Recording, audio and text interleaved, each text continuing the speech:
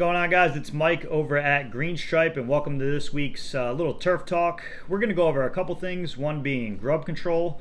Secondly, the weed of the week is going to be Poa Trivialis, or annual bluegrass.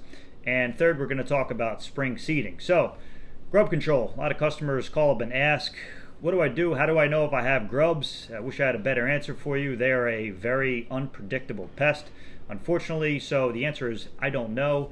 They do, however, have two life cycles from the Japanese beetle, and it's going to be the spring and the fall time, predominantly the fall being most of their damage. So we use a low-risk pesticide that's not going to kill any beneficials in the soil, and it's a systemic control, which is the best control you can have out there, because once the grub goes to attack the roots, which is what they do, they eat away at the bottom of the roots, ultimately killing the plant. Once they come in contact with the material, they will die off. So great grub control. We are applying this on our round 2, which is our next visit, as a preventative for the fall, and it's a super cheap insurance package.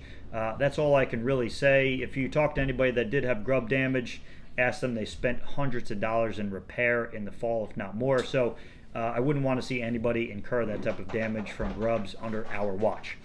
Next, we're going to talk about Poa Trivialis. You are going to see this weed very shortly, and a lot of people will call up and say, hey, I have seeds all over my lawn, or I have these little white things that look like weeds all over the top of my lawn.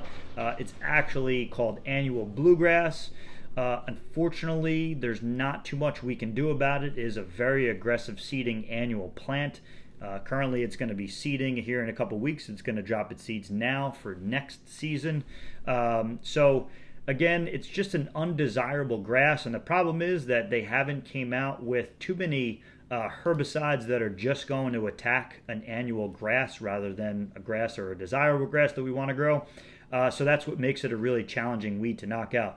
There are a few preventative measures we can do in the fall time, and a couple of products we can use in the fall to reduce the amount of that desirable grass and ultimately the seed head, but not too much is going to be a complete knockout for that, unfortunately. So last, we're going to talk a little bit about spring seeding.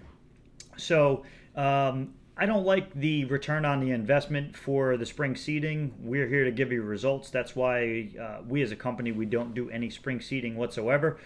What I would recommend is if you do need to do a spring seeding, have us come in and do an application first of crabgrass preventative, water that application in, and then you can come by with a little bit of topsoil and seed to apply right over our application. At least that gives you the protection of the crabgrass and the weeds, and hopefully you'll get some germination out of the new seeds, but you must use topsoil with it if you are going to seed. The two applications do not work together.